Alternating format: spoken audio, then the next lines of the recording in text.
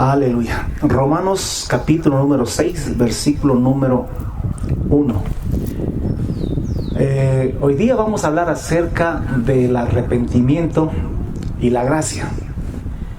Vamos a hablar sobre el arrepentimiento y la gracia. Leemos Romanos capítulo 6, versículo número 1.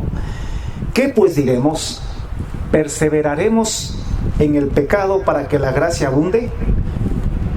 En ninguna manera. No hay forma, no hay manera que usted pueda decir que podemos perseverar en el pecado porque estamos en gracia. En ninguna manera, porque los que hemos muerto al pecado, ¿cómo viviremos aún en él? ¿Saben que todo el que recibió a Jesús murió al pecado y los muertos ya no pecan? Los muertos ya están muertos, ya no hacen ni bien ni mal. ¿O no sabéis, versículo 3, o no sabéis que todos los que hemos sido bautizados en Cristo Jesús, vaya sabiéndole, hemos sido bautizados en su muerte?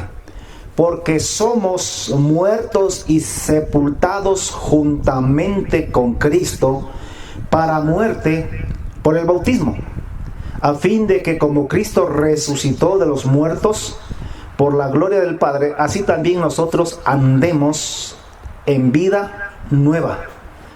Porque si fuimos plantados juntamente con Él en la semejanza de su muerte, así mismito también lo seremos en la de su resurrección, sabiendo esto, que nuestro viejo hombre fue crucificado, fue muerto, fue asesinado y ya fue enterrado juntamente con Cristo, para que no sirvamos, dice, para que el cuerpo del pecado sea destruido, a fin de que no sirvamos más al pecado. Repito el 6.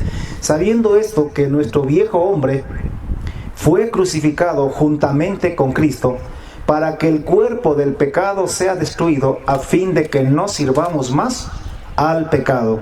Porque el que ha muerto ha sido justificado del pecado. Hasta allí, por ahora.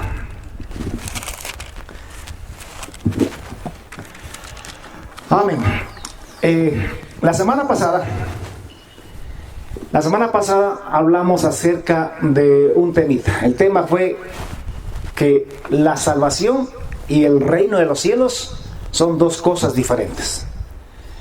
Es allí donde está el problema para muchísima gente de la iglesia, que no separan estos dos conceptos, que creemos que ser salvo y entrar en el reino de los cielos es la misma cosa, y no es así. Una cosa es ser salvo. Vaya al diccionario, coja estas palabras y vea si significa lo mismo. Son dos conceptos totalmente diferentes. Una cosa es ser salvo, otra cosa es entrar en el reino de los cielos. La primera etapa, ser salvos, nosotros hablamos por la gente que ya tiene a Jesucristo, ya estamos salvos, ya fuimos salvos.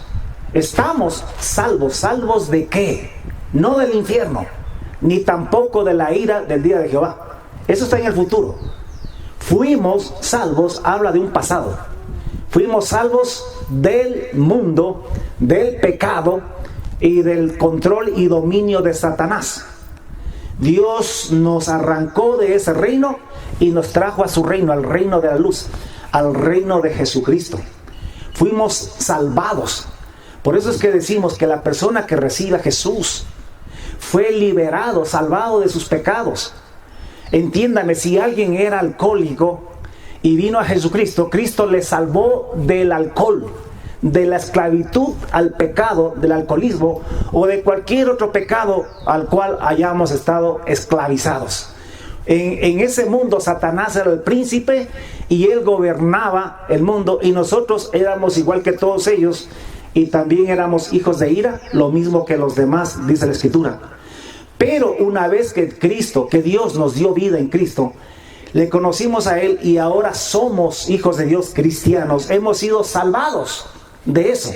Así que practicaba el pecado ya no tiene por qué practicar el pecado porque fue salvado.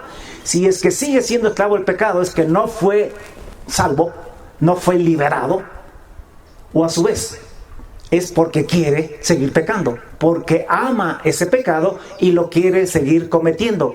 Aunque ya es libre, quiere seguir cometiendo. Si ustedes tienen a Jesús, jóvenes, hermanos, si ustedes tienen a Jesús, ustedes son libres de cualquier pecado, son libres. No están más esclavos, porque si el Hijo os libertare, seréis verdaderamente libres. Es una salvación del pecado de Satanás, de la esclavitud del pecado. Eso ya estamos, ya somos salvos. Cristo nos salvó y lo hizo por gracia. ¿Qué quiere decir por gracia? Que no nos pidió nada a cambio, que no hicimos ningún mérito, sino que Él nos escogió, Él nos llamó, nos dio fe para que podamos creer en Él y podamos ser perdonados de nuestros pecados y ser liberados de nuestros pecados. Nosotros no hicimos ningún mérito. Él fue quien decidió venir a salvarnos. Él fue quien decidió darnos vida. Él decidió morir por nosotros. Él lo hizo todo. Nosotros solamente recibimos vida y recibimos la salvación a través de Jesucristo. Eso es ser salvos. Estamos salvos. Pero todavía no entramos en el reino de los cielos. Ahora, cuando una persona es salvada, tiene que entender que hace un pacto o tiene que hacer un pacto con Dios a través de Jesucristo. ¿Qué involucra ese pacto? ¿En qué consiste ese pacto?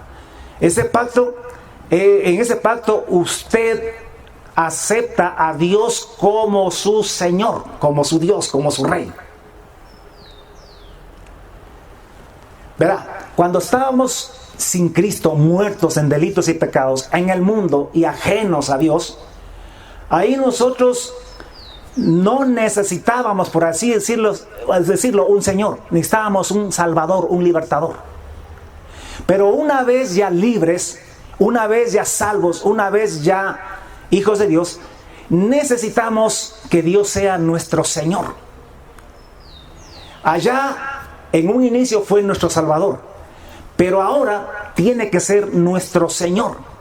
¿Cuál es la diferencia entre un Salvador y un Señor? Aunque hablamos del mismo Jesús, sin embargo, son dos funciones diferentes, dos papeles diferentes. En la primera, como Salvador, Él solamente nos salva, nos libra, nos libera. Pero al aceptarlo como Señor, lo estamos aceptando como el dueño de nuestras vidas. Lo estamos aceptando como el Rey, como el que gobierna nuestras vidas. Le estamos dando a Él la autoridad sobre nuestras vidas. Por eso es que Jesús es Salvador y también es Señor. Si alguno quiere aceptarlo solamente como Salvador, bueno, Cristo le salva. Si ya fuimos salvos, ya estamos salvos. Pero para entrar en el reino de los cielos, es un reino, y en un reino hay un rey. Y allí, pues, todos los que son ciudadanos de ese reino tienen que aceptar al rey como su Señor. Y en este caso, el rey de ese reino, del reino de los cielos, es Jesús. Y lo tenemos que aceptar como nuestro Señor, como nuestro Rey. Eso quiere decir que usted le rinde su obediencia, su respeto, y le entrega todo el señorío a Él. Y usted se declara su siervo, se declara ciudadano de ese reino. El problema es que la gente no entiende que al aceptar a Jesús como Salvador, necesitamos obligatoriamente también aceptarlo como Señor. El problema es que la gente lo acepta como su Salvador, pero no lo tiene como su Señor. O sea, gracias porque me salvaste, me hiciste libre, ahora soy cristiano, pero queremos vivir de acuerdo a nuestro propio antojo, conforme a nuestra propia voluntad, y no queremos someternos a la voluntad de Dios. Y creemos que por el hecho de haber sido ya salvos, ya tenemos asegurado el reino de los cielos. Y no es así. Lo hemos demostrado esto porque Biblia se enseña con Biblia. El Antiguo Testamento es figura, sombra del Nuevo Testamento. Israel fue figura y sombra de la iglesia.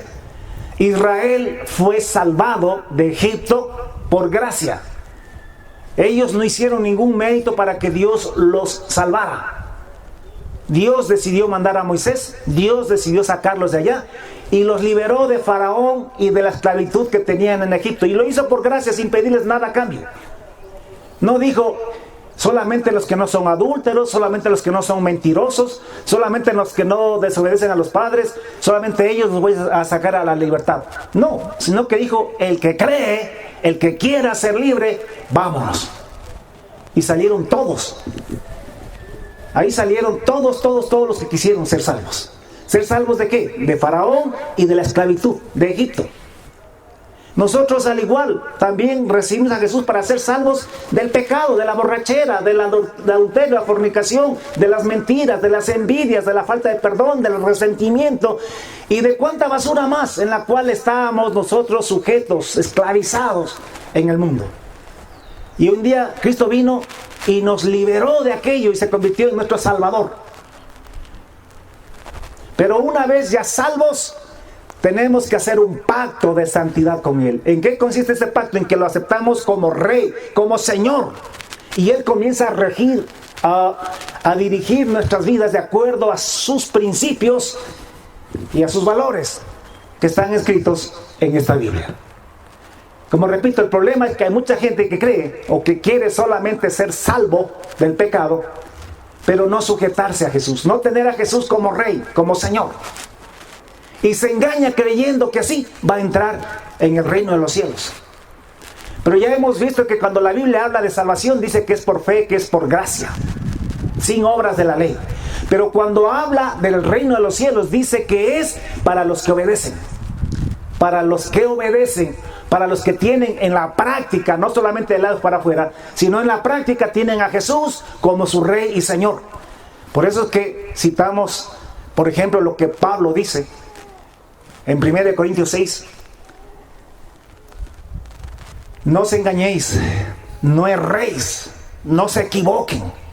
Por favor, no se equivoquen. Hablándole a la iglesia, a los que ya son salvos por fe, por gracia, sin obras de la ley. Le dicen, no erréis. Tienen que saber que los injustos no van a heredar el reino de Dios. Ya son salvos, eso no discutimos. Pero no van a heredar el reino de Dios. Así como los israelitas salieron de Egipto, pero no heredaron la tierra prometida. Fueron salvados, pero no heredaron, no entraron en su tierra prometida, en su reino de los cielos, por así decirlo. ¿Por qué?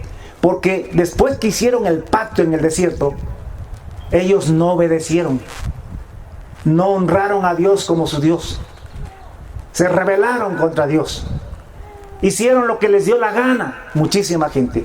Y por lo menos 1 millón de las personas que salieron de Egipto no entró en la tierra prometida. Los de 20 años para arriba, ninguno entró, solamente Josué y Caleb. ¿Por qué? Porque desobedecieron. Porque si bien es cierto que la salida de Egipto fue por gracia, la entrada al reino o a la tierra prometida era por obras, era por obediencia. Lo mismo pasa con la iglesia. Eso es tipo, figura y sombra para los que hemos alcanzado los fines de los siglos, dice Pablo. Para que el que piensa estar firme, para que el que piensa entrar en el reino de los cielos, mire que no caiga, que mire que no se quede postrado en el camino. Así como le pasó a la nación de Israel. Entonces, nosotros hemos hecho un nuevo pacto. Entiéndame, si usted fue liberado por Jesús y quiere entrar en el reino de los cielos, usted tiene que entender que tiene un nuevo pacto hecho con Dios a través de Jesucristo. Un pacto que fue sellado con sangre, con la misma sangre del mismo Hijo de Dios. En ese pacto usted aceptó a Dios como su Señor, como el dueño de su vida. Usted decidió someterse a su voluntad, someterse a sus mandamientos y estatutos, a sus principios y valores que están escritos para la iglesia en este libro. Nosotros nos comprometimos a ser una gente santa, una nación de sacerdotes, una nación, como dice Pedro, linaje escogido, nación santa. A eso nos comprometimos cuando recibimos a Jesús. Pero Jesús no es juego de nadie. No es que usted lo antes le dice el labio para afuera y luego vive totalmente ajeno a Él. No, eso no funciona. Entonces tenemos un mandamientos que tenemos que cumplir para poder entrar en el reino de los cielos.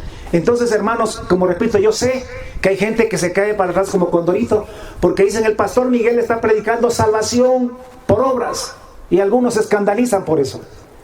Pero aclaro una y mil veces, la salvación es por gracia, la entrada al reino de los cielos es por obras. Son dos cosas diferentes. Ustedes ya están salvos, pero todavía no han entrado al reino de los cielos, porque el reino de los cielos aún no se manifiesta.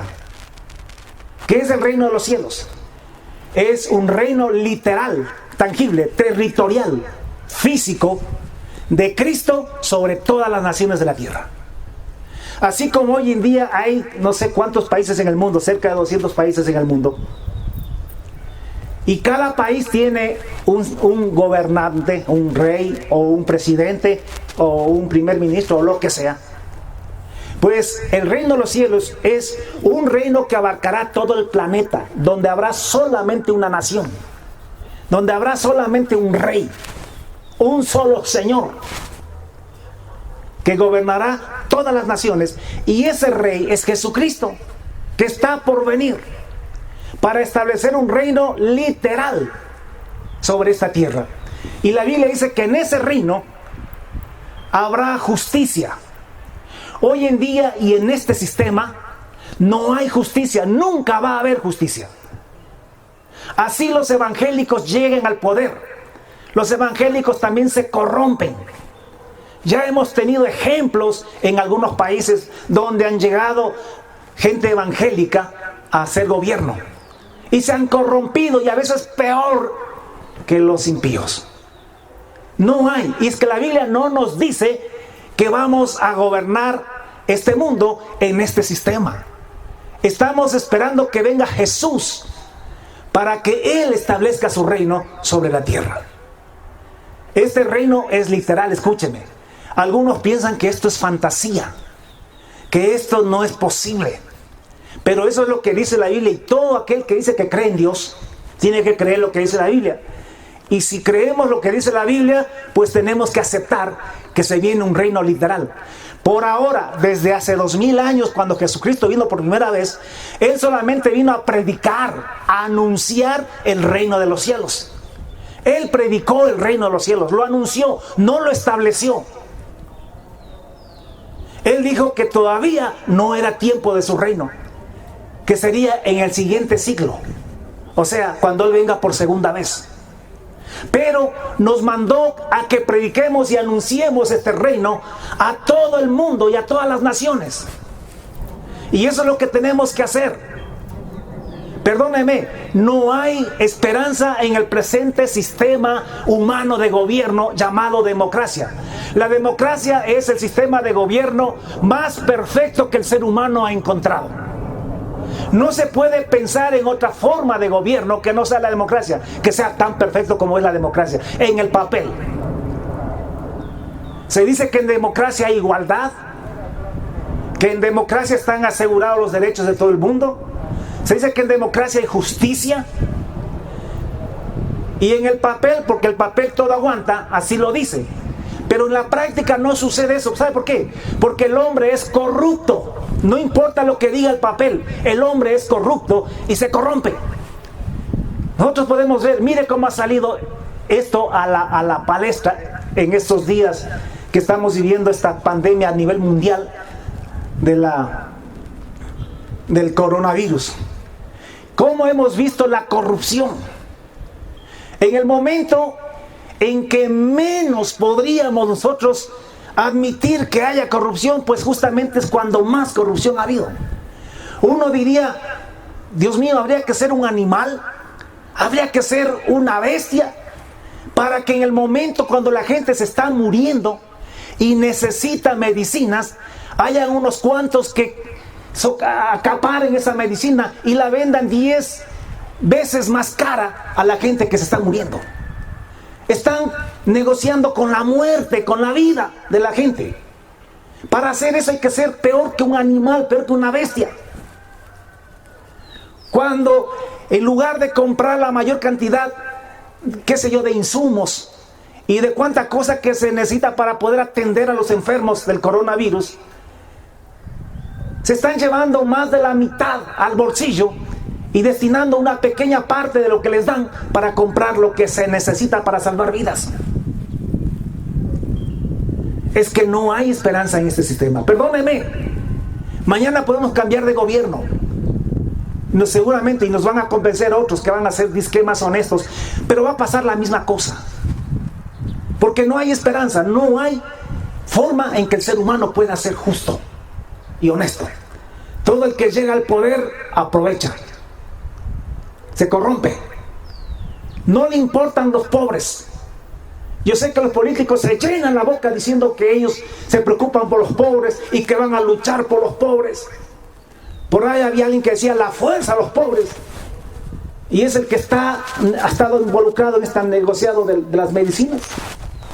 ¿Dónde está pues el amor a los pobres? No hay.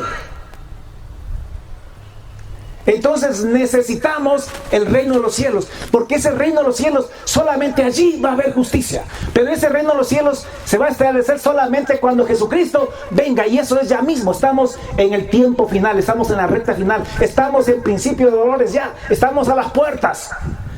Él mismo dijo que cuando veamos que estas cosas que están sucediendo ahora empiecen a suceder, que estamos a las puertas, que nos levantemos, que levantemos nuestra cabeza, porque ya la redención del mundo está cerca.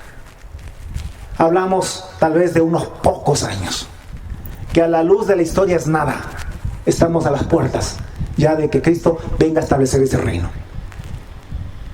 No hay otro, hermano, escúcheme, con todo el respeto a cualquier persona que piense de manera diferente. No hay forma de pensar que a través del sistema político humano vamos a poder establecer la justicia en la tierra. Ya no haría falta que Cristo venga. Ya no haría falta que Cristo venga. No es para que nosotros tomemos el poder aquí, sino más bien, no se nos mandó a tomar el poder, se nos mandó a predicar el evangelio del reino. Jesucristo no dijo vayan y tomen el gobierno de todas las naciones. No dijo así, dijo vayan y prediquen este evangelio en todo el mundo y a todas las naciones. A predicar se nos mandó, a anunciar se nos mandó ese reino, el reino de Jesucristo. Entonces, ese reino esperamos. Y a ese reino entramos, escúchenme, entramos arrepentidos, obedeciendo al Rey de Reyes y Señor de Señores. Desde hace 2000 años Jesucristo vino a anunciar ese reino, no a establecerlo, a anunciar, a predicar ese reino. Y nos dejó la tarea de predicar ese evangelio del reino en todo el mundo y a todas las naciones, hasta que Él venga por segunda vez a tomar ese reino. El reino de los cielos sí está en nuestros corazones. ¿En cuáles corazones? En los corazones de aquellos que le hemos aceptado a Jesús ya como Rey y Señor. Y valga la pena para señalar también esto, que si tú dices que Jesús es tu Rey, tú tienes que estar obedeciendo su palabra, porque no es suficiente con que cantes que Él es el Rey. No es suficiente con que simplemente pongas por ahí un letrero que Él es el Rey. No es suficiente con que tú llenes tu boca diciendo que Él es el Rey. Tú tienes que andar de acuerdo a la palabra del Rey, tienes que obedecer al Rey, si es que Él es tu Rey. El problema es que hoy en día solamente decimos y decimos, pero no hacemos. Por eso Jesús dijo, no es todo el que me dice Señor, Señor, el que entrará en el reino de los cielos. El reino de los cielos no es por gracia, sino el que hace la voluntad de mi Padre que está en los cielos. Ese entrará en el reino de los cielos. El que hace la voluntad de mi Padre que está en los cielos. Estamos hablando del reino de los cielos, que no es lo mismo que ser salvo. Salvo cualquiera, muchos son los llamados, pocos los escogidos. Salvo cualquiera. Y la salvación es para todo el mundo, para el que quiera ser salvo. Pero el reino de los cielos es para el que hace la voluntad del Padre que está en los cielos. Y no te contentes porque eres evangélico. No te contentes porque tienes alguna función en la iglesia evangélica o en cualquier otra iglesia. Porque muchos en aquel día, dijo Jesús, me dirán, Señor, Señor, ¿no profetizamos en tu nombre? ¿No echamos fuera demonios en tu nombre? ¿Y en tu nombre no hicimos muchos milagros? Y Él dice, entonces les declararé, apartaos de mí, hacedores de maldad. Porque al reino de los cielos Ni siquiera haciendo milagros entras allá. Ni siquiera echando demonios entras en el reino de los cielos. En el reino de los cielos entras haciendo la voluntad de Dios. Dejando de adulterar, dejando de fornicar, dejando de chismear, dejando de odiar, de aborrecer, dejando de conspirar, dejando de criticar, dejando de odiar, dejando de robar, dejando de ver pornografía, dejando de hablar palabras sucias, obedeciendo lo que dice la palabra de Dios. Así se entra en el reino de los cielos.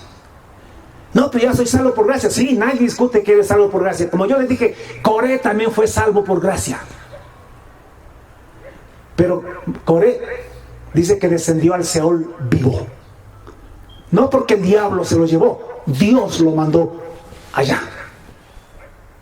Y 1 millón de personas no entraron a la tierra prometida en los días de Moisés, por desobedientes.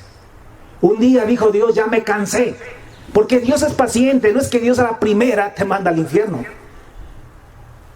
Dios soportó años a la nación de Israel, y un día le dijo a Moisés, estoy harto, estoy cansado, ya 10 veces me han tentado este pueblo, y juro por mi nombre que no entrarán a la tierra que les juré que les iba a dar. Les juré que les iba a dar y no les voy a dar ahora, porque me han tentado ya 10 veces. Le pregunto, ¿tú cuántas veces le has tentado? Si por 10 veces Dios desechó a Israel, digo, a ese 1 millón de personas que no entraron, nosotros ya llevamos unas cuantas veces. Sin embargo, dice la Biblia, entre tanto que se dice hoy, no endurezcas tu corazón. No me provoquen como vuestros padres me provocaron en el desierto, dice la Escritura. Libro de Hebreos, a la iglesia. Sí, que yo he hecho tal cosa y no me pasa nada, que Dios me bendice. No tientes a Dios, porque es verdad que el sol sale sobre buenos y malos y la lluvia cae sobre justos e injustos, pero eso no significa que Dios está de acuerdo con lo que tú estás haciendo. Eso significa que Dios tiene paciencia nada más contigo. Eso significa que Dios te está teniendo paciencia todavía. Le estás provocando, pero te está teniendo paciencia.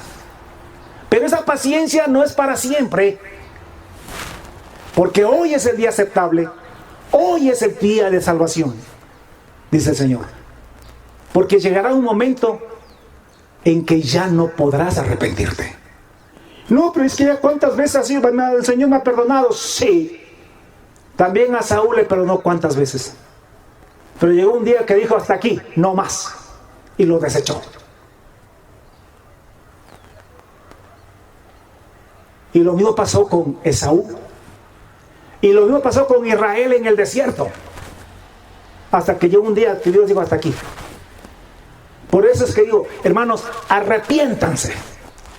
Al reino de los cielos se entra haciendo la voluntad de Dios. Allá no entrará ninguna cosa inmunda, dice la Escritura. Sin santidad nadie verá al Señor. Cristo viene para reinar con una iglesia santa, sin mancha, sin arruga, ni cosa semejante. Y Dios espera eso de nosotros. Ahora ponme atención. Aquí te voy a hablar acerca de la gracia. Porque muchos dicen, pastor, pero es que la Biblia dice que es por gracia. Y por gracia quiere decir que no importa lo que yo haga o deje de hacer, que es solamente porque Él me amó y porque Él me quiere salvar nada más. Sí, eso es la salvación. Lo repito millones de veces porque lo hemos escuchado mal tantos millones de veces que hace falta equilibrar eso.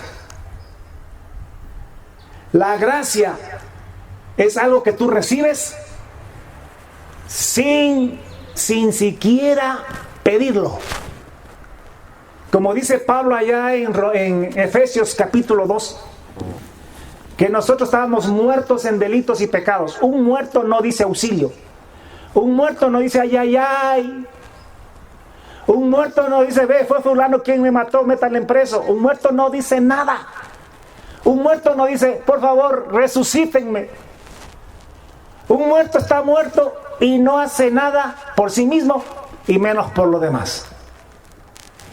Pero dice la Biblia que Dios Jesús pasó y estando nosotros muertos en los delitos y pecados, Él decidió resucitarnos, darnos vida y nos dio fe, puso en fe para que creas en Jesús. La fe que tú tienes para creer en Jesús no fue tuya porque los muertos no tienen fe, no tienen nada, sino que Él te dio la fe para que tú puedas creer en Jesús y puedas resucitar a una nueva vida. No para que sigas muertos en delitos y pecados, sino para que tengas una vida nueva. Para que andemos de acuerdo a su palabra, a su voluntad.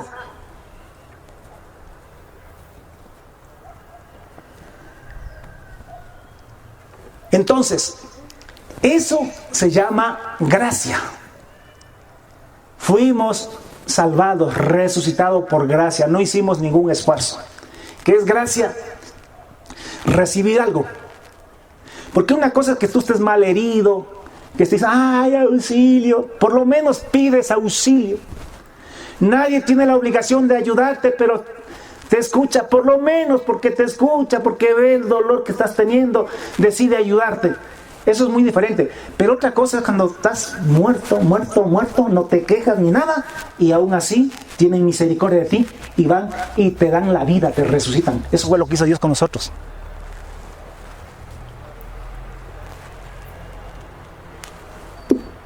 Entonces, gracia es recibir algo que no merecemos, y más todavía, algo que ni siquiera nosotros sabíamos que necesitábamos, que ni siquiera pedíamos. Ahora, la salvación fue por gracia. Pongan atención. Decimos que el reino de los cielos es por obras, por hacer la voluntad de Dios. Pero, escúcheme. El nuevo pacto es ventajoso con el pacto que hizo Israel allá en el desierto con Moisés en el monte Sinaí. La ventaja que tenemos con ellos en este tiempo de la gracia, en este tiempo de la iglesia, es que a Israel Dios le dio una ley escrita en tablas de piedra. En tablas de piedra porque la piedra no se envejece, la piedra no se pudre, la piedra permanece a través del tiempo. Y les puso ahí la ley para que ellos sepan que esa ley es permanente, que es para siempre. Pero nada más que les dio la ley. Los hijos de Israel en el primer pacto tenían que cumplir la ley a pulso, como se dice. Tenían que cumplir la ley en sus propios esfuerzos, haciendo sus propios esfuerzos, sus propios méritos. Así tenía que cumplir la ley. Pero en el nuevo pacto, pongan atención, esto es muy importante. En el nuevo pacto, Dios nos dio a Jesucristo por el Espíritu Santo. Cuando uno cree en Jesús, cuando uno acepta a Jesucristo como su Salvador y como su Señor, pongan atención, miren acá, guaguas. Cuando uno recibe a Jesús como su Señor, cuando tú le aceptas como tu Señor, o sea, tú dices, Señor, yo te voy a obedecer, porque de aquí en adelante tú eres mi Señor, tú eres el que me gobierna, el que me manda, eres mi amo. Así que yo voy a hacer tu voluntad. En este nuevo pacto, cuando tú aceptas a Jesús como tu Señor, Él manda a tu corazón algo que se llama el Espíritu Santo. El Espíritu Santo viene a nosotros, es un Espíritu Santo. O sea, te hace santo, te hace anhelar la santidad, te capacita y te fortalece para que tú puedas obedecer. Ya no estás solo en tu esfuerzo. Al recibir a Jesucristo, Él entra en tu corazón a través del Espíritu Santo. Y a través del Espíritu Santo, tú y yo podemos obedecer a Dios. Somos fortalecidos, somos capacitados para poder obedecerle a Dios y andar en sus caminos y andar en su perfección. Este Espíritu Santo que Él pone en nosotros nos cela. ¿Qué quiere decir celar? Nos mezquina. ¿Nos mezquina con relación a qué? nos mezquina con relación al pecado. Dios en este pacto, escúchame, al mandar al Espíritu Santo, ese Espíritu Santo es como que te cuida. Y cuando tú estás pensando en cosas negativas, te dicen, no lo hagas. Verás, no lo hagas. Y pone su temor en tu corazón. Claro que todavía tú tienes la decisión si lo haces o no lo haces. Pero hay un Espíritu Santo que te redarguye, que te cela, que te habla y que te dice que eso está mal y que te lleva a hacer lo bueno, que te lleva a buscar a Dios. Eso no tenían en el antiguo pacto. Por eso es que ahora tú y yo todo lo podemos en Cristo que nos fortalece. Porque tenemos un Espíritu Santo que nos fortalece, que nos guía, que nos anhela, que nos cela, que nos redarguye, que nos habla y que dirige nuestras vidas. Entonces no tenemos excusa para no hacer la voluntad de Dios. Por eso es que ahora se nos demanda más que en el antiguo pacto, porque a nosotros se nos ha dado mucho más de lo que a ellos se les dio. Y este Jesucristo, ponga atención, este Jesucristo o este Espíritu Santo dentro de ti es por gracia. Eso Dios te lo regala. Él te lo da. Al rato que tú decides arrepentirte, al rato que tú decides tenerlo a Él como tu Rey, Señor, al rato que tomas la decisión de todo corazón, Dios te regala el Espíritu Santo y entra en tu vida. Y eso es gracia. Eso es gratis. Tal vez ni lo pedimos y Dios nos lo dio porque lo necesitábamos. Por esa razón es que nos pide que seamos santos. Ahora, hemos leído un pasaje, dice la Escritura, Pablo dice, porque en los versículos anteriores de Pablo dice, pero la ley se introdujo para que el pecado abundase, mas cuando abundó el pecado, sobreabundó la gracia, para que así como el pecado reinó para muerte, así también la gracia reine por la justicia para vida eterna en Cristo Jesús, Señor nuestro. O sea, que dice que cuando abundó el pecado, sobreabundó la gracia. Entonces Pablo hace la pregunta, porque ella sabe que algunos son torcidos. ¿Será que sigamos pecando para que sobreabunde la gracia? ¿No ve que con el pecado sobreabundó la gracia? Entonces dice Pablo, de ninguna manera, cuidado, vayan a pensar que porque estamos en gracia, vamos a seguir pecando. ¿Qué es lo que piensa mucha gente? No lo dice así groseramente como yo lo digo, pero así es como piensa y de alguna forma así lo dice, de una forma camuflada. Claro, es que estamos en gracia, Dios sabe que somos humanos, entonces pecamos nomás, porque la gracia de Dios es infinita, más grande que los cielos. Y no niego eso, pero no cubre la perversidad de la gente. Dice la Biblia, dice Pablo, ¿perseveraremos en el pecado para que la gracia abunde? En ninguna manera, señores. Porque los que hemos muerto al pecado, ¿cómo viviremos aún en él? O sea, que cuando usted recibió a Jesús, usted murió al pecado. Y si está muerto al pecado, ¿cómo puede vivir en el pecado? Le pregunto, o sea, un borrachito que ha tomado 50 años y ya tiene 60 años, porque comenzó a tomar desde los 10 años. Tiene 60 años. Y ha hecho todas las terapias habidas y por haber. Y ha estado en todos los centros de rehabilitación. Ha entrado a todas las iglesias para poder cambiar y no ha cambiado. Y un día le matan, le pegan un tiro y se murió. Recuerde que ha tomado durante 50 años. Ahora, está muerto, usted lo encuentra muerto y dice, ay, el viejito se murió, qué pena. Le voy a dar la última jabita de cerveza. Y le trae la java y se la pone al lado del borrachito allí. ¿Usted cree que el borracho se va a levantar a tomar? No, pastor, porque está muerto. Pero es que tomó sin... A lo mejor resucita con el olor a la cerveza. No, pastor. Claro que no. ¿Por qué? Porque aunque haya tomado toda su vida, ya está muerto. Y los muertos ya no toman, ya no hacen nada. La Biblia dice que cuando tú recibes a Jesús, tú mueres al pecado. Esto es fe. Porque sin santidad nadie verá al Señor. Tenemos que morir al pecado. La gracia no es para tolerar el pecado, es para morir al pecado. Es para no practicar más el pecado. ¿O no sabéis que todos los que hemos sido bautizados en Cristo Jesús, cuántos ya son bautizados? Mucha gente, ¿verdad? Los que hemos sido bautizados en su muerte, nos hemos juntado a Jesús en su muerte, hemos sido muertos juntamente con Jesús.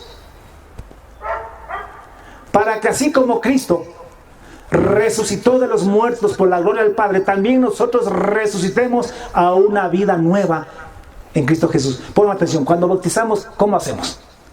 Le llevamos a la piscina, a un río, donde sea, los metemos en el agua y los sumergimos. A mí me gusta empujar, algunos y yo abajo se ha dicho. Me da ganas de poner hasta el pie para que se hundan bien. Porque la idea es que se entierren. ¿Sabe por qué? Porque esto tiene un símbolo.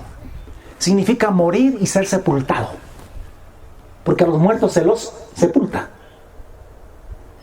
Y cuando después los sacamos, y también me sabe dar ganas de dejarlos un buen rato allí para que medio se mueran de veras. Y luego los sacamos y significamos con eso que está resucitando a una nueva vida. ¿Sabe cuál fue el bautismo de Israel allá en Egipto? Cuando pasaron el Mar Rojo. Cuando entraron en el Mar Rojo, ellos estaban muriendo. ¿Muriendo a qué? A Egipto. Estaban abandonando Egipto, el pecado, la idolatría, la esclavitud. Estaban muriendo a Egipto. Y eso fue literal. Porque una vez que pasaron el Mar Rojo, nunca más fueron esclavizados. Nunca más volvieron a Egipto. Murieron cuando entraron al Mar Rojo. Y cuando salieron del Mar Rojo al otro lado, estaban resucitando. Pongan atención. El Israel que entró en el Mar Rojo, saliendo de Egipto, de alguna forma no era el mismo que salió al desierto. El uno era esclavo y el otro era libre. El uno estaba bajo el dominio de Satanás, de Faraón, y el otro resucitó para estar bajo el dominio de Dios en el desierto. Aunque era el mismo pueblo, al mismo tiempo podemos decir que era otro pueblo también. Así es con el cristiano cuando se entrega a Dios. Cuando tú te bautizas es porque tú estás diciendo: yo muero al mundo, yo ya no quiero seguir en la borrachera, no quiero seguir en adulterio, yo ya quiero dejar la esclavitud del pecado, ya no quiero seguir gobernado por Satanás, yo quiero ser otra persona, yo quiero ser una nueva persona que ande por la voluntad de Dios. Por eso es que Pablo dice que ahí morimos y resucitamos, porque somos sepultados juntamente con Él en la semejanza de su muerte. O sea, simbólicamente morimos igual que Jesús. Porque Jesús murió y fue sepultado, ¿no es cierto? Y luego de 3 días resucitó. Pero le pregunto a usted, Jesús murió con un cuerpo. ¿Qué cuerpo murió Jesús? Con el cuerpo humano, el suyo y el mío, así igualito. Con ese cuerpo murió. Pero ¿con qué cuerpo resucitó? Con un cuerpo celestial. No era el mismo con el que murió. Era un cuerpo celestial. Eso es lo que sucede espiritualmente con todo creyente. Cuando nos entregamos a Jesús, cuando nos bautizamos, estamos nosotros muriendo al pecado, al mundo. Nuestro viejo hombre, lo que éramos antes, ahí se muere, es sepultada. Pero al mismo tiempo somos resucitados, pero ya no somos los mismos. Resucitamos para andar en una vida nueva. Sabiendo esto, escúcheme, es que esto es lo que no sabe la gente, a mí me desespera. Sabiendo esto, que nuestro viejo hombre, ese que éramos antes de conocer a Jesús, fue crucificado, fue muerto, asesinado juntamente con Jesús en la cruz, para que el cuerpo del pecado sea destruido, a fin de que no sirvamos más al pecado. ¿Cómo posible que alguien que dice que se entregó a Jesús y que Jesús es su Señor, todavía sigue viviendo y practicando el pecado? Es que no concuerda.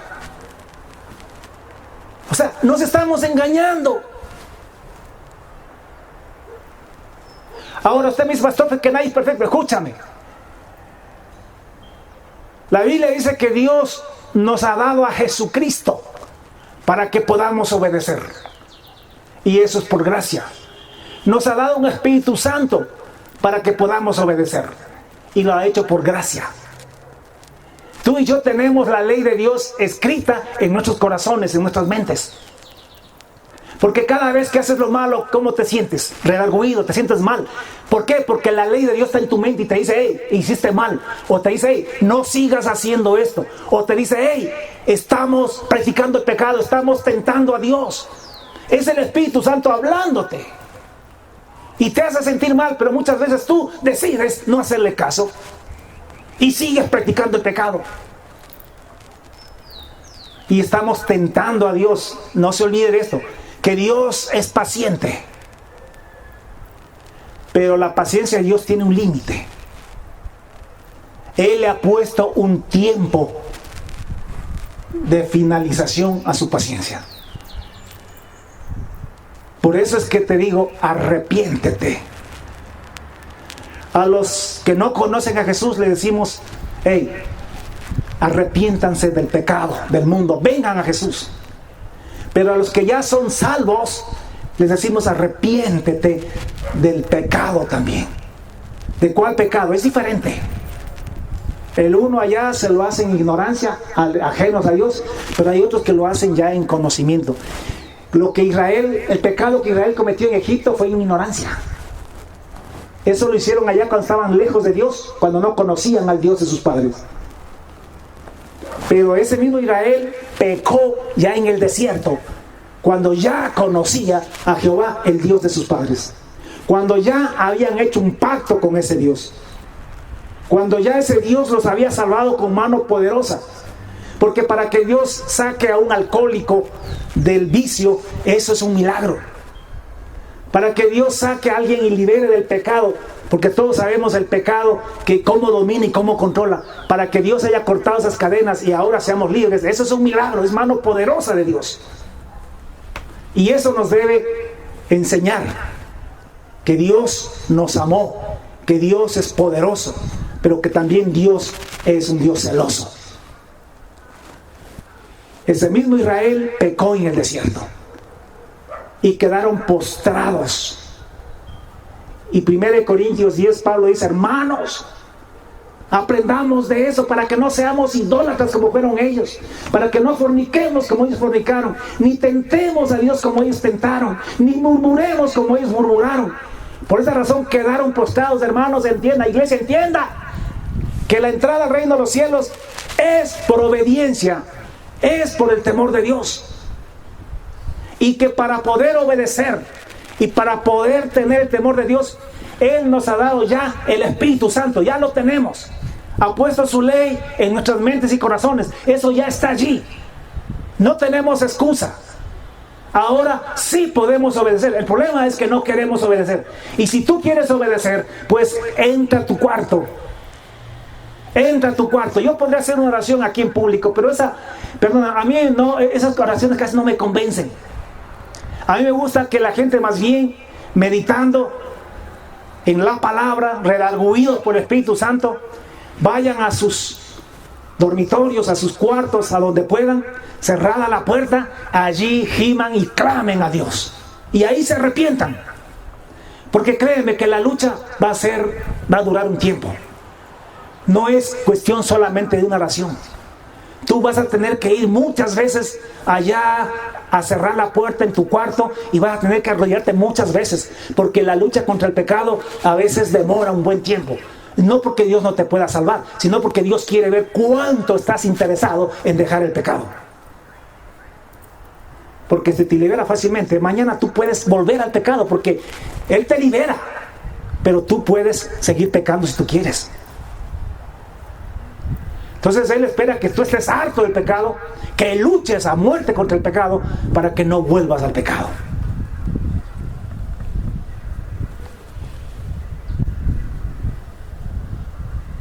Cuando un espíritu malo sale del cuerpo, anda vagando por un tiempo, pero después regresa al lugar de donde salió, dice la Biblia, y se encuentra la casa vacía, dice que la vuelve a poseer. Nosotros tenemos que estar en guardia. La Biblia dice que Jesús, en los días de su carne, con súplicas y ruegos. ¿Sabe lo que es suplicar? ¿Sabe lo que es rogar? Algunos de ustedes no saben lo que es rogar porque son orgullosos. Con súplicas y ruegos, con gran clamor y lágrimas, al que le podía librar de la muerte. Y a causa de su temor reverente fue oído. Y aunque era hijo, por lo que padeció, aprendió la obediencia. Y habiendo sido perfeccionado, vino a ser autor de eterna salvación. Y por cuanto él mismo padeció, siendo tentado en todo, es poderoso para salvar a los que son tentados. Entonces tenemos que amar la santidad. Tenemos que buscar la santidad. Ya deja de justificar el pecado. Al reino de los cielos no se entra por gracia, se entra por obediencia. Pero para que tú obedezcas, tú tienes el Espíritu Santo, tienes a Jesucristo, tienes todo para poder obedecer. Si es que quieres obedecer. Pero si no quieres obedecer, vas a poner una serie de peros a este mensaje. Y vas a buscar la quinta pata al gato para no aceptar que Dios es un Dios santo. Y que Dios exige santidad y perfección de sus hijos. Que ese Dios dice que no pisoteemos la sangre de Jesús. Que ese Dios dice que después de haber conocido la verdad que te estoy enseñando, persistes en pecar deliberadamente, voluntariamente, persistes en seguir con tu adulterio, con tu fornicación, con tus robos, con tu odio, con tu falta de perdón, con tu resentimiento, con tus chismes, con tus... cuánta cosa más. Dice la Biblia que ya no queda más sacrificio por los pecados, sino una horrenda expectación de juicio y de hervor. O sea, el que ya no se quiere arrepentir, pues ya ¿qué puede hacer Dios?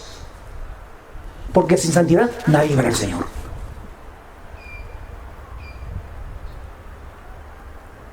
El nuevo pacto no quiere decir que ahora ya Dios permite el pecado.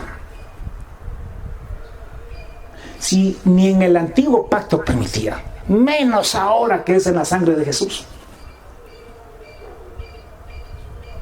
Si el que pecaba en la ley de Moisés, por el testimonio de 2 o 3 testigos, moría irremisiblemente.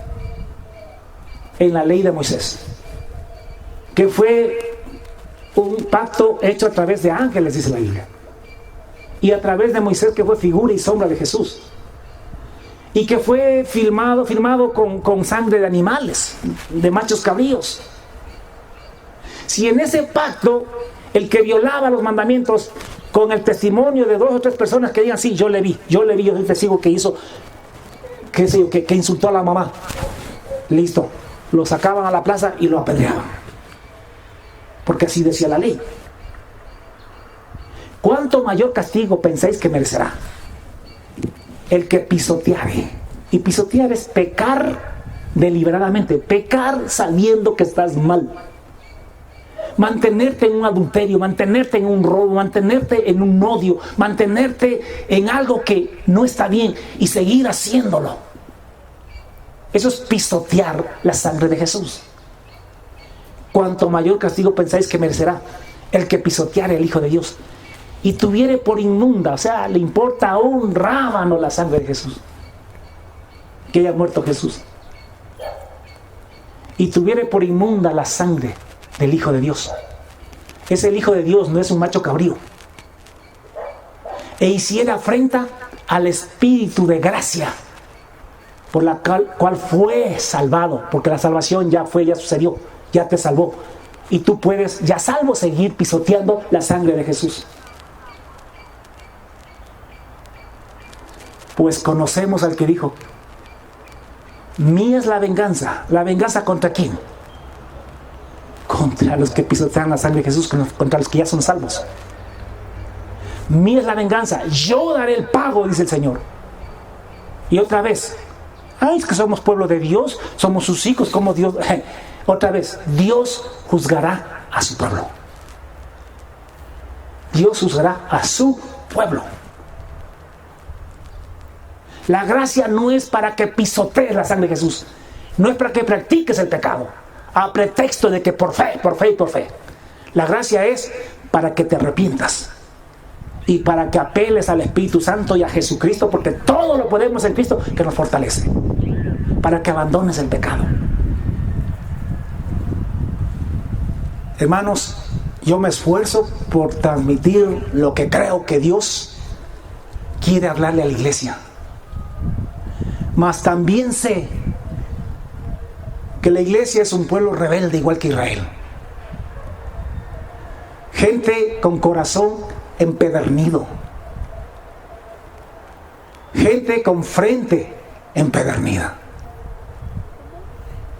Gente que va a resistir la palabra de Dios en este tiempo. Pero estamos hechos al dolor.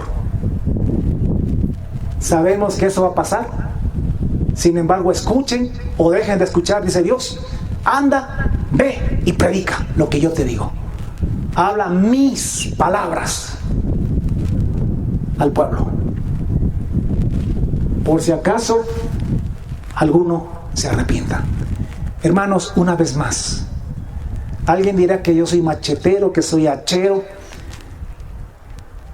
Pues yo lo que le digo es que la Biblia dice que su palabra es una espada de dos filos que corta, que estirpa, que penetra hasta partir el alma y los tuétanos, y discierne los pensamientos y las intenciones del corazón. Y no hay cosa creada que esté oculta ante ella. Al contrario, más bien todas las cosas están desnudas y abiertas ante la palabra de Dios y ante aquel a quien tenemos que dar cuenta. Conmigo puedes pelear, conmigo puedes discutir, puedes rebatir todo lo que te dé la gana. Pero recuerda que te lo dije. Y recuerda que un día estarás delante de Dios. Pero mi palabra es para que el Espíritu Santo toque sus corazones y te vuelvas a Él. ¿Quiero yo la muerte del impío, dice Jehová? ¡No! Lo que yo quiero es que el impío se vuelva de su mal camino y que viva, que no muera, que no se condene, que viva, que tenga vida. Y Dios es misericordioso. Entre tanto que se dice hoy, o sea, si me están oyendo esto, sea hoy día o mañana, el día que me oigan, si todavía me estás oyendo, quiere decir que todavía es hoy, que todavía Dios está dando oportunidad. Pero recuerda que no va a ser para siempre. Cualquier momento Dios contigo decide que hasta ahí llegó. Mira que Saúl, con todo lo que ya Dios le desechó, ya no pudo arrepentirse. Ya fue a buscar a una bruja para poder tener revelación. A una bruja que él mismo al comienzo persiguió y quemó. Y después, cuando todo le salió mal, en vez de arrepentirse, él fue y se clavó la espada. ¿Por qué no se volvió a Dios? ¿Por qué no se arrodilló? ¿Por qué no dijo Dios perdóname? Es porque ya se le acabó el tiempo. Ya Dios no le dio tiempo para arrepentirse. Ya no era hoy. Le tuvo paciencia tantas veces. Pero estaba provoca y provoca hasta que Dios dijo hasta aquí llegamos. Y usted sabe lo que pasó con Esaú. Esaú se tiró al suelo, lloró, moqueó, gritó. Lea lo que dice. Dice que gritaba, decía, Padre, a mí también bendíceme. Y lo hacía con todo su corazón, con toda su sinceridad, con todo el arrepentimiento del mundo. Pero ya era tarde. Ya no era hoy. Ya no era tiempo de arrepentimiento. Dios te ama. Dios nos ama. Por eso nos habla de esta manera. Sí podemos dejar el pecado. Ay, pastor, pero es que escúchame. Deja el pecado que estás practicando. Que hay otros por ahí que se van porque eres humano. Yo pienso que Dios eso no es que esté bien, pero lo entiende.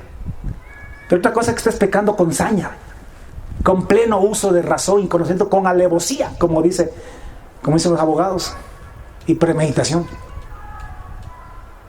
Eso no tiene perdón si no te arrepientes. Entre tanto que se dice hoy, no endurezcas tu corazón. No provoquemos a Dios como lo hicieron nuestros padres allá en el desierto. El que tiene oído, oiga lo que el Espíritu dice a la iglesia. Arrepentimiento y gracia. La gracia viene para el que se arrepiente.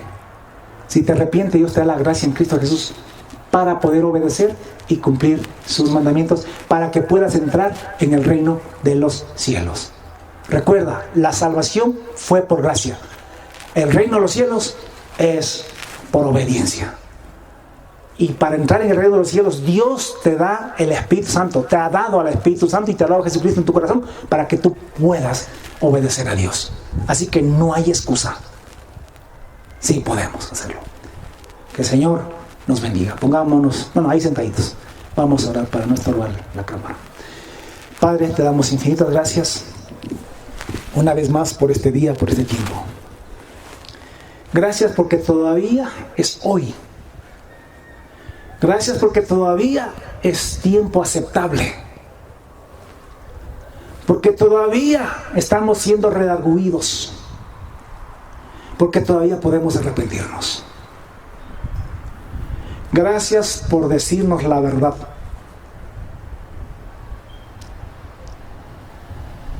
Tú eres santo, santo, santo. Y Jesucristo vino para hacernos santos. Para morir por nuestros pecados y quitarlos. A unos pecados, los que cometimos en ignorancia, perdonarnos.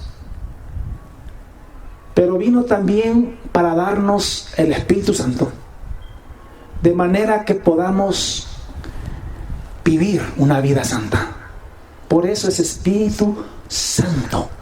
Se nos ha dado un Espíritu Santo. Y si el Espíritu Santo está en nosotros, tenemos que tener una vida santa. Tenemos que ser congruentes en lo que hablamos. Dios, Espíritu Santo, pon tu temor en cada mente y en cada corazón. Que ninguno deseche al que habla.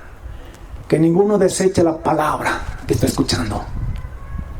Porque no es palabra de Miguel Morera, es palabra de Dios. Porque no nos hemos acercado al monte Sinaí, sino a la ciudad santa, la que desciende del cielo. Así que tú nos recomiendas que te sirvamos y te agrademos con temor y temblor, porque tú eres fuego consumidor. Pero tu palabra dice que en tu gracia, para poder obedecerte y poder heredar el reino a los cielos, a donde se entra haciendo tu voluntad, donde no se entra por gracia, sino haciendo, obrando tu voluntad. Tu palabra dice que para hacer eso tú nos has dado a Jesucristo en nuestros corazones por medio del Espíritu Santo. Un Espíritu Santo que nos capacita, que nos permite hacer todo según tu voluntad. Un Espíritu Santo que nos anhela, que nos redarguye y que nos guía.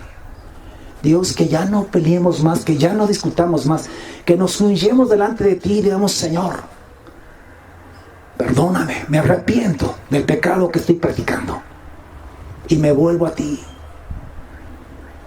Y hacer como Jesús hizo en los días de su carne, con súplicas y ruegos, con gran clamor y lágrimas, para que nos perfecciones en Cristo Jesús, por la gracia de Dios.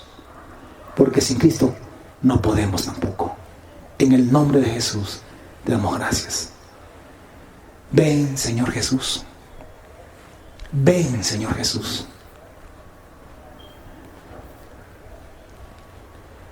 que ya pase este coronavirus, que venga el siguiente juicio que tiene que venir, y que desfilen uno tras otro lo que tú tienes en tu voluntad perfecta, y que finalmente venga Jesucristo en las nubes para establecer este reino en la tierra.